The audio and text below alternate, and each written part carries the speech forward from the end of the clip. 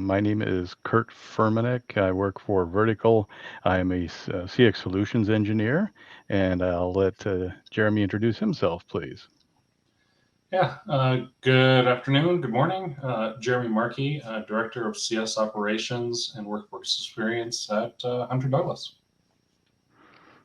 Very good. And so, again, as Jeff has stated, this will be a fireside chat sort of a scenario. So, there'll be a couple slides that we'll be looking at just to set up the topics of conversation, and then we'll work our way through those conversations and topics, and hopefully be able to glean something of value that you can use going forward out of this experience. So, if you'll move on to the next slide, please, Jeff. What's our first topic here? Our first topic, the interesting one to start with. Now, again, we're talking about streamlining costs at the contact center or for customer experience agents, as well as revenue generation. And the first topic is by the time a customer is contacting us being within that contact center realm, we are already in recovery mode. Interesting way to look at things. How do you perceive that? What does that mean to you, Jeremy?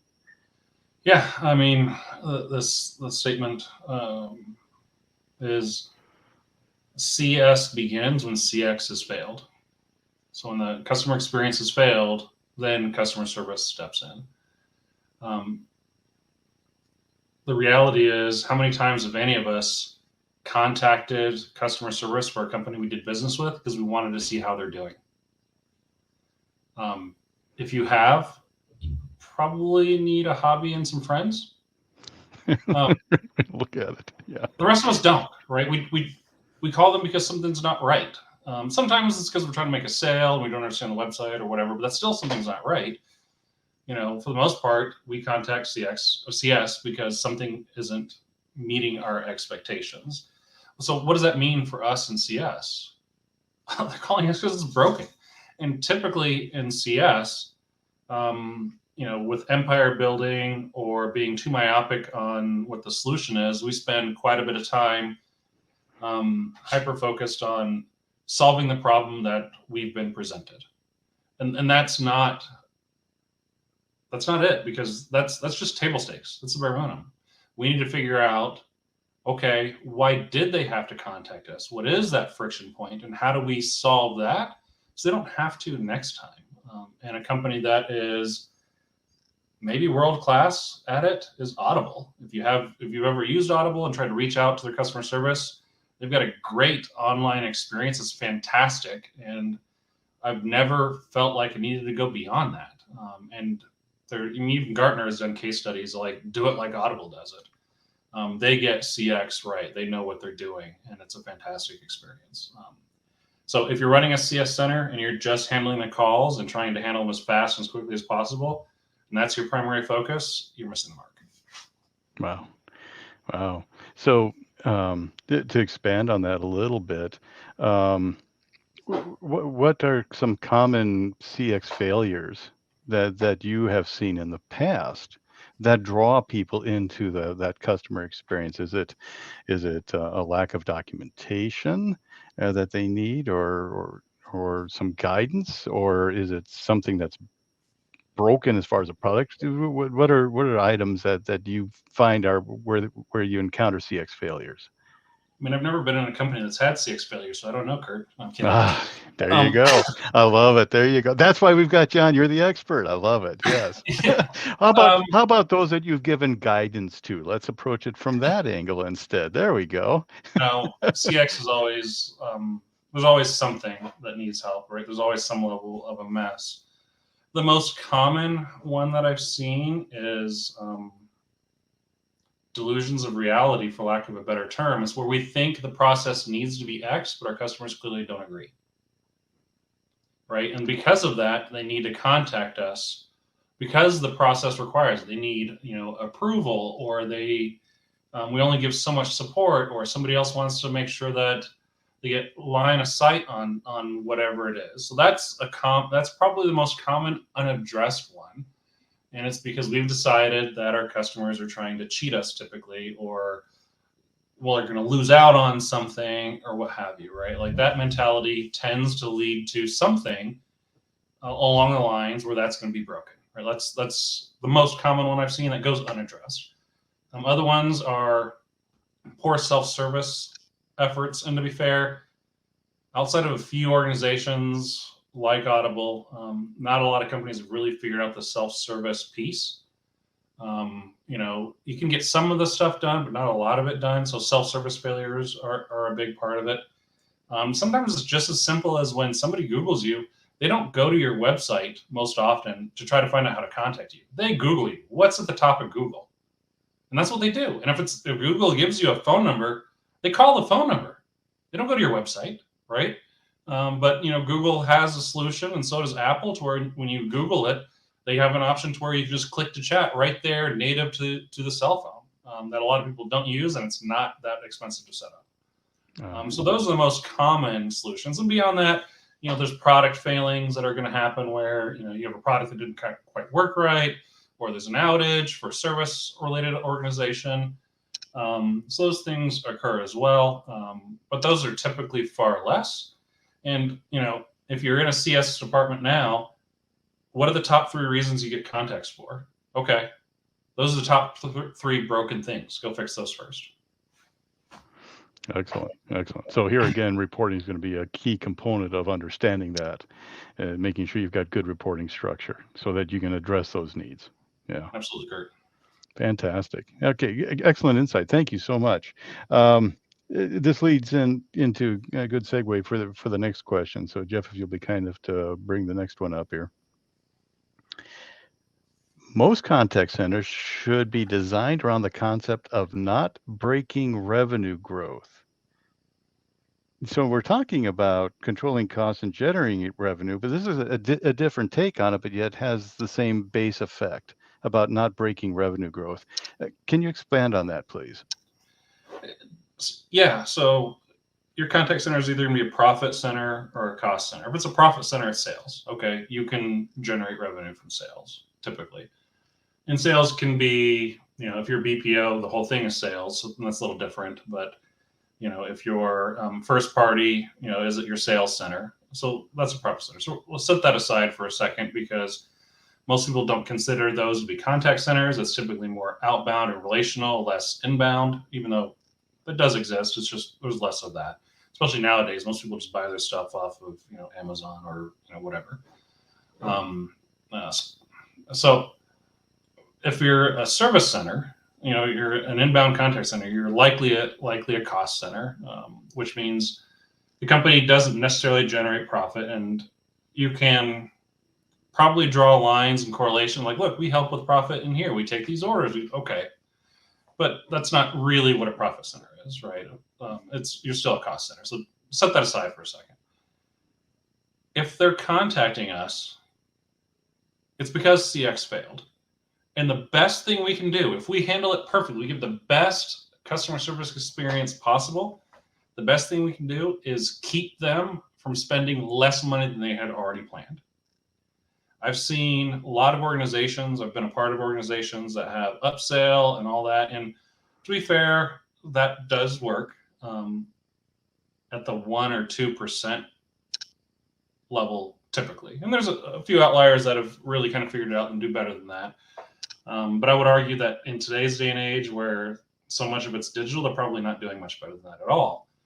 So nobody's going to, go to Wall Street and say, we increased our sales by 1 or 2%, give us money, buy our stock. No, nobody's talking about that. That's going to be in the footnote somewhere of their gap statement. The reality is we just need to make sure we don't break it. So what are the table stakes? Table stakes are they need to be able to get a hold of you, and they need to have a relationship with you. But more importantly than all of that is ease of doing business. If we make it difficult for them, if they have to follow up with us, if they have to chase us down, if they have to go through a terrible IVR that they're already exhausted by the time they get to us, if hours of operation don't meet their expectations, if we're not in the channel of their preference, so whether it's SMS or chat or whatever it is,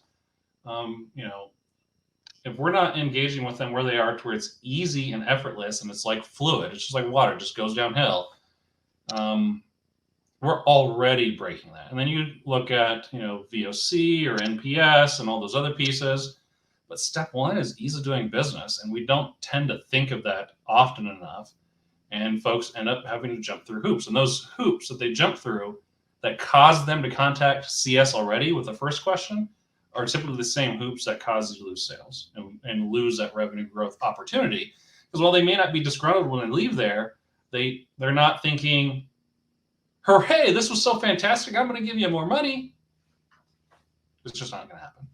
Yeah. And that dovetails with a prior webinar, the second one that we did in this series around retention. In that, we shared the information that it takes no more than 2 bad customer experiences before 60% of your customers will start looking to go elsewhere. And if it goes to 3 or 4, that percentage goes up to 90%.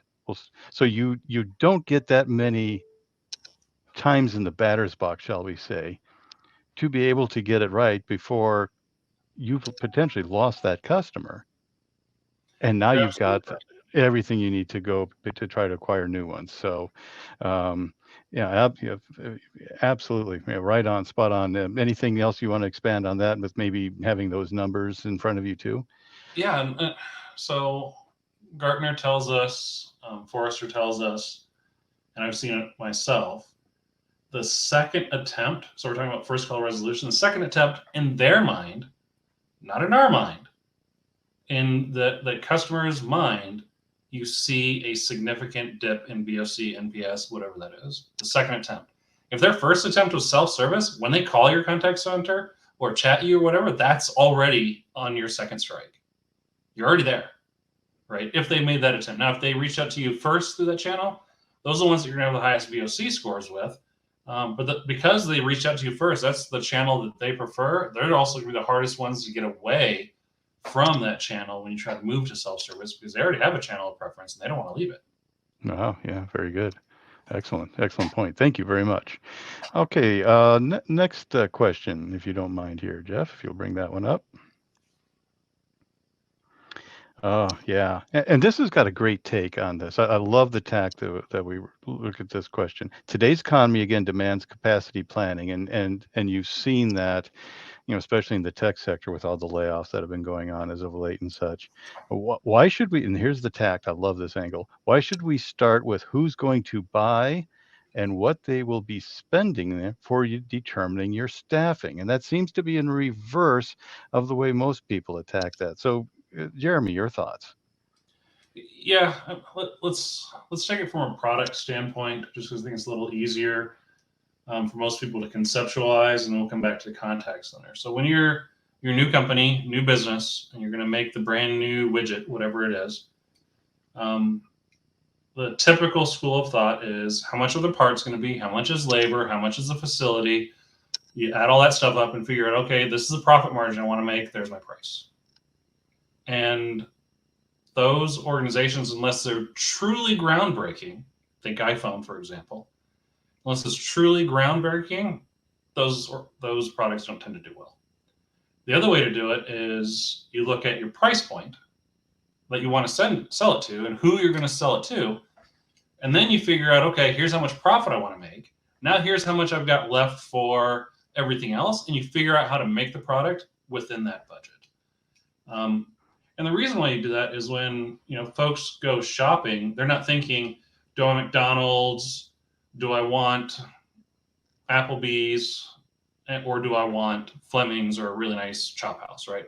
They're typically thinking, McDonald's next to Arby's, next to Culver's or whatever, right? Like that's typically the thought. They're already in a band. And when we're pricing a product, we need to price it in the band for the type of customer that we want to cater to. And that's where you start and you go backwards from there.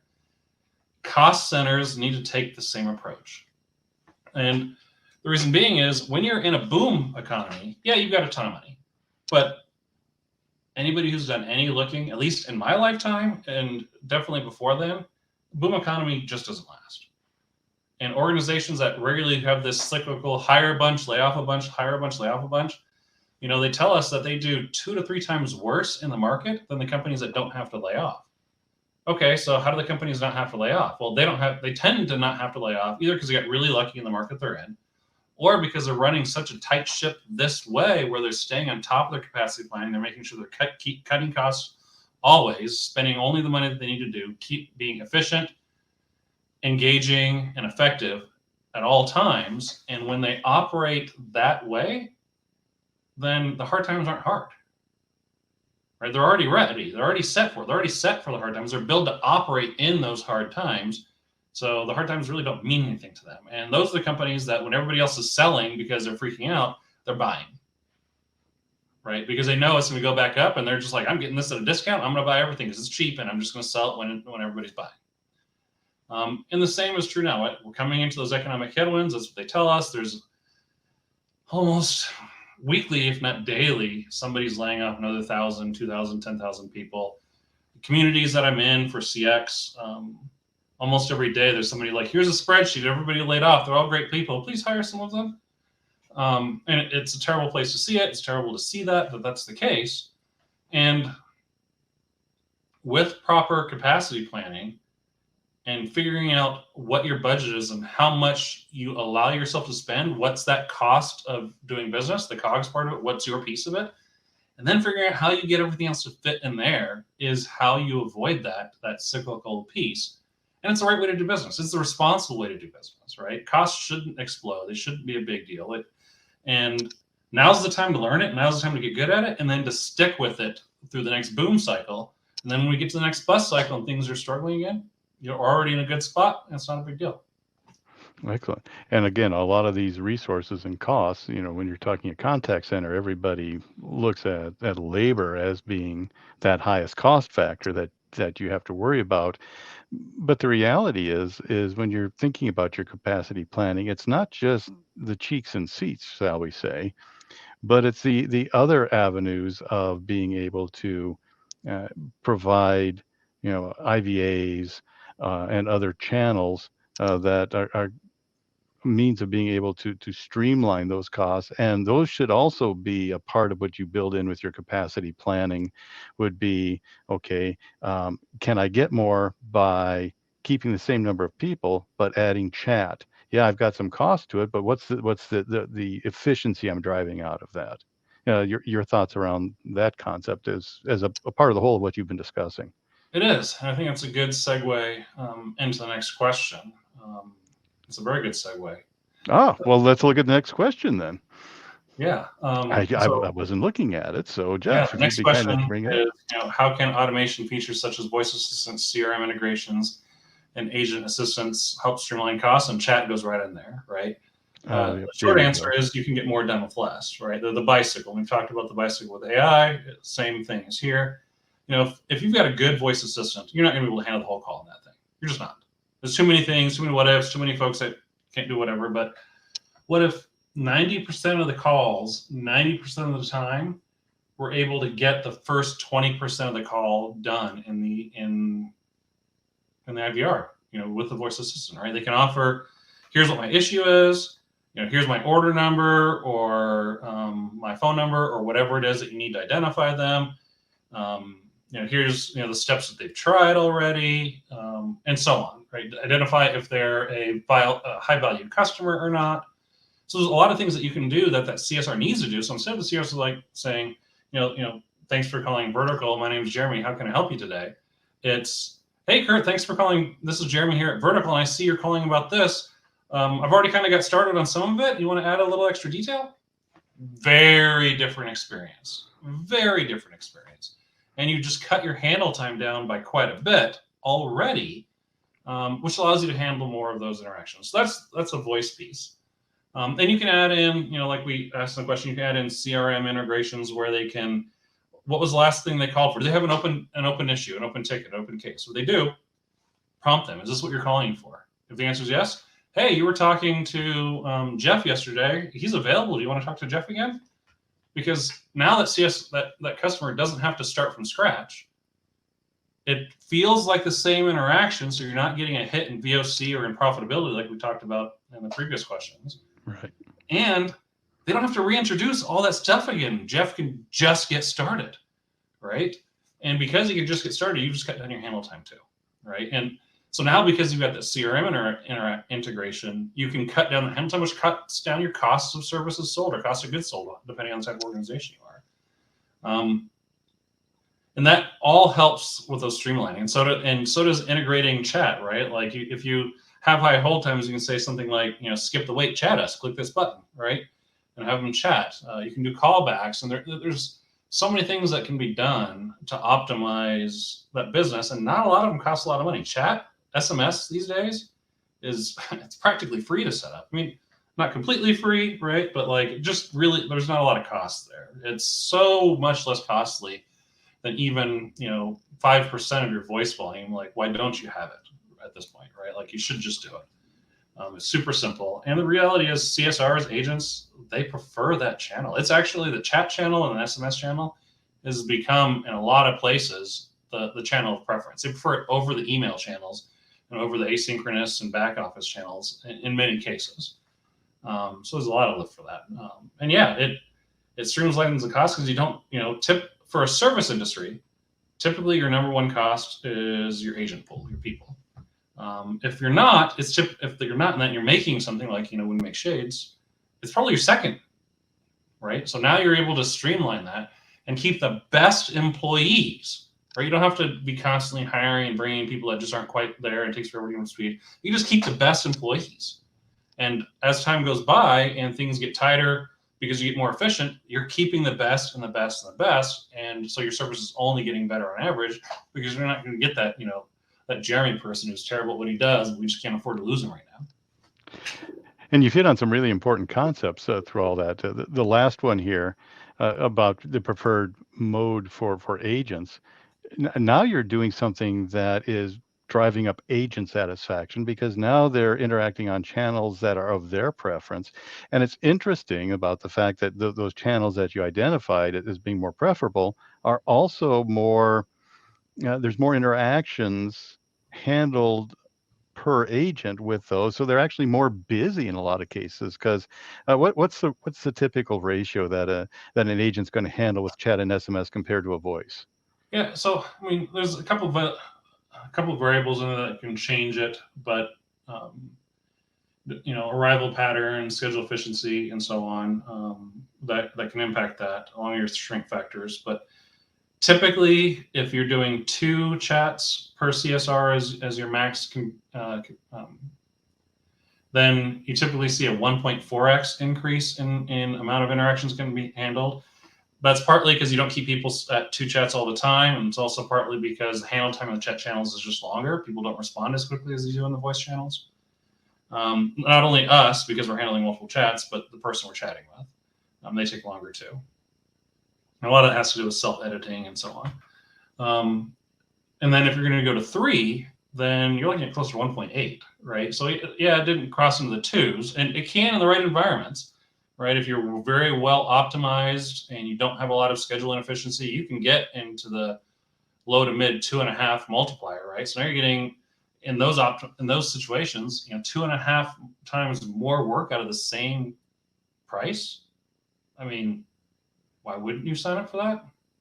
And if your VOC is the same, you're not impacting your revenue, you're not losing on those sales, and your customers prefer it and your CSRs prefer it, what's the argument against it? It's too hard? Well, it's not these days. I mean, 10 years ago, it was still hard. These days, it's almost a flip of a switch. Yeah. And the other thing that you're doing as part of the discussion here too is not only are you enhancing the agent experience by giving them channels that they prefer to operate in, but they're also interacting with happier customers because you touched on this when you're calling in and the experience is, hi, I'm Jeremy, who am I speaking with and how can I help you?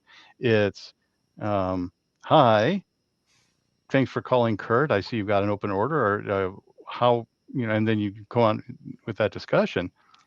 It's a much more personalized experience with the inbound individual you're communicating with. And that actually drives agent satisfaction too, as well as that customer experience being more personalized.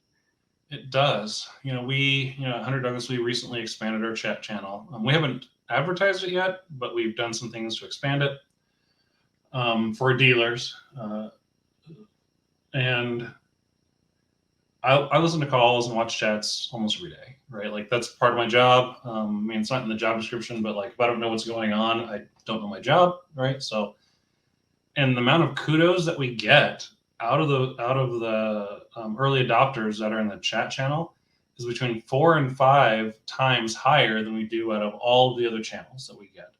And quantity, it's not as high because there's just not a lot of chatters yet because we're just starting to, expand that channel to our dealers. But the ratio, 4 to 5 times higher, like these people love it, right? And they love the shorthand. They love dealing with the same person again and again. They're like, "Hey, Jeremy, how are you today?" Instead of, "Hi, can you help me?" Right? It's a very different experience. And on the digital channel, because you have the concurrency being so high, right? Being 2 or 3, sometimes even 4 chats, there's a lot higher likelihood that you can match that customer back up with that CSR that they had last time. There's a lot higher chance that you can do that, or with a very short wait to give them again that same seamless experience. Excellent. And this all goes into the next. We've actually covered part of the next topic here already. So Jeff, you'll be kind enough to bring this one up. We've discussed some of these. Maybe there's some more we can expand on. The importance of providing digital first channels such as SMS chat, and let's not forget about your social media channels too, in streamlining the cost. So we've talked a little bit about the number that you can do and things like that. What are some other thoughts that we can expand upon within not only SMS chat, but also bringing in your social media channels? Yeah, it's the advantages we've talked about. I think let's talk about, if you're excited about it, you're listening to this, you're watching it and thinking, yeah, let's go do it. So let me change that question a little bit because we kind of talked about the advantages. So what you need to be careful of. The first one is you need to do a fit assessment. There's a ton of resources out there for fit assessments. We can help you with the fit assessment. If that channel isn't fit for the contacts that are going towards it, you're going to have an abysmal experience. And there's a way to do a channel fit assessment, but you've got to do that. You've got to do that starting with your most important reasons for contact and go from there. Like the ones that you get the most contacts for, I guess not most important, but your highest volume contacts, and go from there. Make sure that it can be handled in each of those channels, right? When social media first started, they just staffed them with whoever, and sometimes they could actually give you some excellent service. Sometimes they're just the person who's posting snarky things and they don't know nothing, right? So it's not quite like that now. People figured out they need to handle it like a serious channel like voice or chat or what have you. But if you don't have it, do the fit assessment first. That's the first thing. Second thing to realize is be careful before you open that channel, because once you go past your 3rd channel, so your 4th channel and beyond, where you end up is you're actually inviting more contacts, because people who wouldn't have used your voice channel and wouldn't have used your SMS channel are perfectly happy chatting with you on Facebook or whatever, right? So they would have taken the extra steps to self-service, most likely,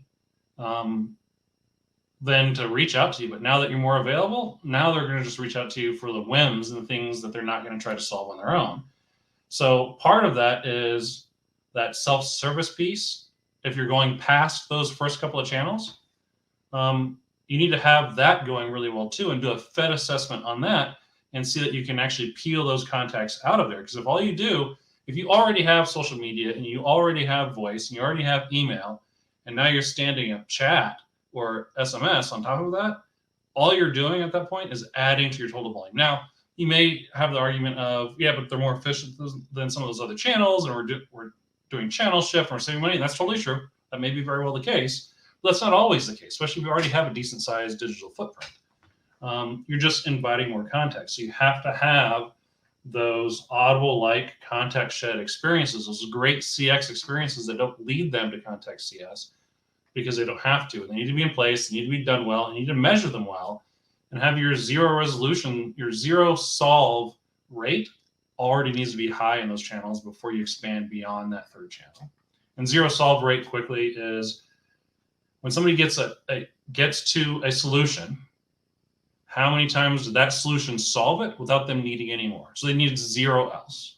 right? It was just that one. And it's got to be the first thing they get to, right? So when they do the first search on your homepage or whatever it is, the first place they land, how many times did that first place solve it? And if the answer is very few, then you've got a very low zero solve rate, but you got to measure that. And that's part of that fit rate for your self-help. Shameless plug. If I'm not mistaken, that's actually a key component of the latest blog post that you've got associated with us. Is that correct?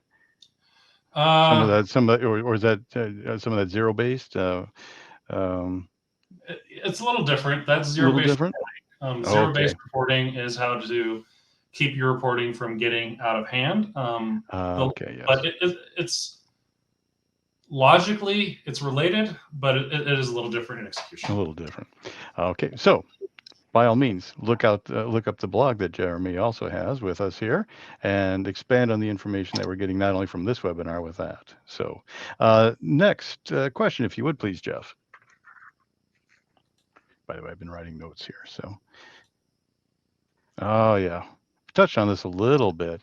What's the difference in terms of cost reduction of going beyond a simple IVR to an interactive voice agent? And just to kind of get a definition, an interactive voice response is I call in, I'm presented, press 1, 2, 3, 4, 5 to route to some different areas, and I'm pressing in digits and I'm routing somewhere. Whereas the IVA takes it well beyond that, and I'm able to give some voice instruction and some intent and some other components around that. So I wanted to make sure I set up the context of, because it looks like it's just a difference of a letter. So what could be such a big difference? But there really is a huge difference.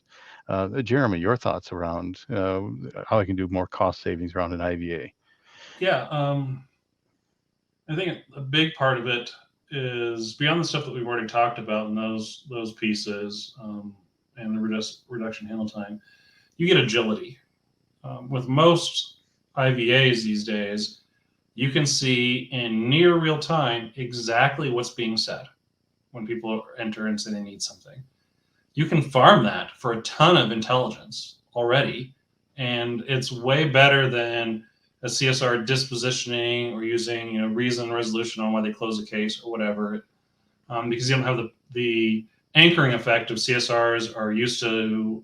These are the ones that I know, so these are the ones that I tend to pick. Or of the 9 things that person said, this is the one that I felt was most important to me, or whatever. So those are all anchoring effects. So you end up getting a biased view of what's going on because CSRs are involved, right? But you can farm that right off the top in the IVR or in the IVA in near real-time fashion to find out what's going on, what's coming in, what's the difference. You can also then smartly decide, again, in near real time, and where does that interaction go? And you can literally make those changes real time, and the very next call that comes in, we'll see that. And we'll have that experience. And that phrase will take them someplace. So if you have an emergent issue that's blowing up, and they're all ending up in the wrong department, and now we're seeing a bunch of transfers over to the right department, you don't have to go stand something up, go get this not terribly difficult, but sometimes cumbersome spaghetti of a flowchart, depending on how large your organization is.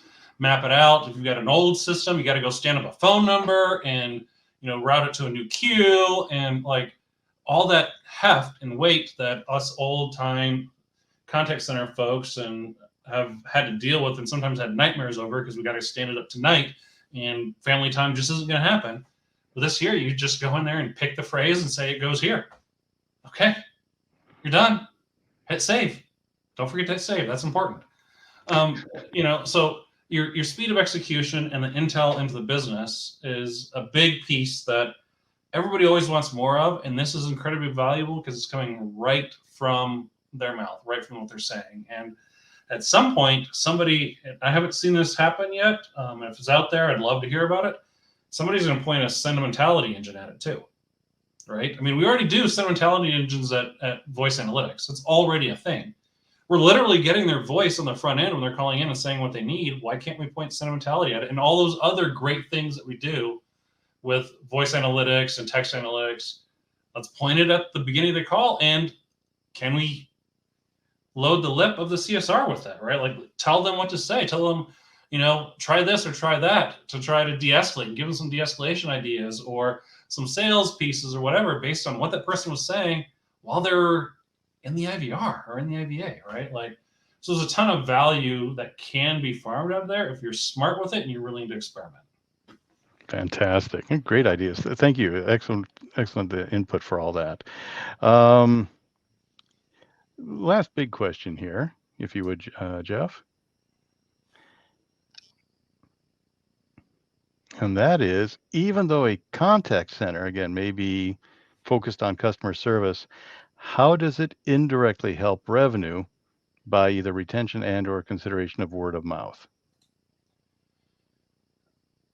So they tell us, and I think I'm guilty of this too, if somebody does you right, there's like a 1 in 10 or 1 in 20 chance you'll tell somebody. If somebody does you wrong, you're going to tell 3 people and put it on Facebook or whatever, right? Yeah. So there is a potential for revenue growth there. Like it's not nothing. I have done business with organizations who people have talked about their great service experience, and I've given them a shot. I have. In the last 10 years, I can probably count on one hand how many times somebody came to me to brag about a CS interaction they had with an organization. It's always, let me tell you how they screwed up and how I was on the phone for whatever hours and I had to call back and blah, blah, blah. Right. So it's there. It's just unlikely. The better solution is, and how that can help is really through your CX solution, right? If they're looking to contact CS because they're already upset and they interact with a CX solution that solves their problem and makes them feel like the hero of their own solution, now you've got something that's pretty slick. Now you've got something that's going to grow. Now you've got something that's there. So we're talking about channel fit again, but we're also talking about channel fit when it comes to contact shit, right? Peeling those interactions off. I know I shared this on a previous example, but for me, I'm on calls all day long. And I've got a call right after this one. I'm on calls all day long, and then at the end of the day, I'm done talking to people. I just am. Okay, I talk to my family, but only a little bit. More grunts than anything, right?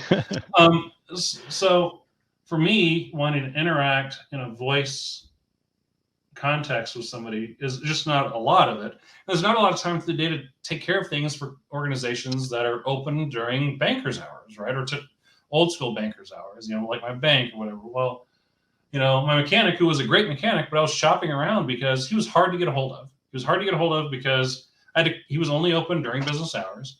It was hard for me to get time to do it. And then it was a 20-minute conversation because he's asking me a ton of really great questions to help solve my problem. And he was really trying to solve my problem before I had to bring the car in. So kudos to him and Uptown Auto here, in Loveland. But that's just a heavy lift. So I started shopping around, and then out of the blue, I get a text from him saying, hey, it's been a while since we've seen your SUV. And so I just decided to reply via text, not knowing that they stood up this entire channel. And now, like 3 a.m, I'll wake up going, oh, I need to schedule an oil change. I'll text John, right? And when he's in the office, he'll text me back. And it's eliminated that cost of doing business for me, right? It made it easier for me to interact. And I have told everybody I possibly can that's anywhere in the vicinity, even people that live 30, 40 miles away, I'm like, dude, you got to go to Uptown Auto, right? And he's a great mechanic. He was always a great mechanic. That never changed. He's a great person. He charges you fair. And I know that's not easy to do, but he's not the only one. He took it that next step and he engaged with me where I needed to be engaged with, so it wasn't such a pain for me to do that. And because he did that, and that's a form of shed or a channel shift, I'm telling everybody, I'm doing it again, right? Anybody who watches this that's in the area, dude, go to Uptown Auto. John's fantastic. So he takes care of my Corvette very well. There we go. And thank you. That was I was hoping that would be the story that you would share, because I think it's a great example of how that it can be important by improving that customer experience and meeting your customers where they are. And just think about that, from prior webinars when I was talking about retention, it costs 5 to 7 times more to acquire a new customer than it does to retain your existing customer. And along with that, think of all the word of mouth advertising that you're generating for this terrific mechanic. Uh, and he doesn't have to spend any money for that. And he's getting that from trusted individuals. So he's already ahead of the game by the fact that the people that are coming in have a level of expectation going, I'm going to get great service here because somebody that I trust told me to come to them. And that means that when they walk in the door, it's not going to be one of those, just give me an oil change. I'm going to test you out to see how things are going. Now I got a problem with the transmission, and it's really been an issue. And I've been told I can trust you, so you have a higher opportunity for a higher engaging sale right off the beginning. You do. You do, right? And especially if they have, someone who's there, right? Like there's one of the ladies that I work with who is the only person that's ever, maybe not the only person, but in a long time that's talked positively about their cable provider. And it's it's not a national chain because none of them are national. It's a huge chain. Everybody who's hearing this has heard. And one of those companies that typically, if you're hearing somebody talking about them, is saying bad things. But this company has figured something out when it comes to getting people back to that first person and easing that experience. And every time this lady I work with, when it comes up, she defends them. She's not just saying I had a great experience. She's in the fight. She's like, no, they're fantastic, and defends them because she's been able to allow to have that relationship in the way she wants it, in the channel she wants it, and got the help she needed. And when I asked her what they did for her, it wasn't anything that special. It wasn't what they did. It's how they interacted with her and how they did it with her, how they wrapped that CS experience around her needs and totally met her needs. Now, I happen to have the same provider. I haven't called them since then. I'm excited to see what I'm going to get, right? Because that's not been my experience, but she has defended them against other folks, I don't know, 5 or 6 times in the last 12 months. She's adamant. That's fantastic, and that's what you would hope to have from any of your customers that you have. Exactly. Jeff, next slide. I think we're about at the end here. Let's see what we've got. What will it take to get the process going, and how can vertical help?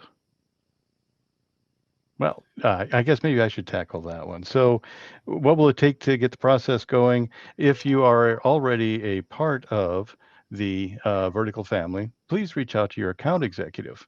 We do have the professional staff available to be able to talk about the matters that we have covered as far as topics for today.